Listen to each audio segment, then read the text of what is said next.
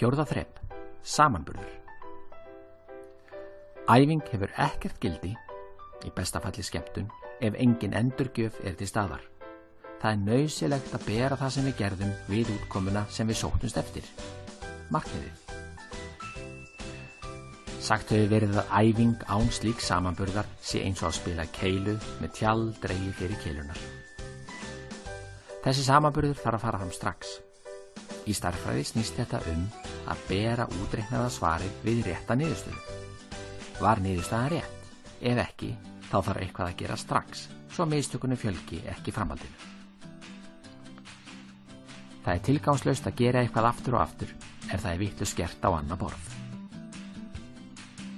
Taktu nú eftir. Nemandinn getur séð réttar niðurstöður samstundis og þannig fundið þau dæmi sem þarfnast lagfæringar áður en lengri er haldið.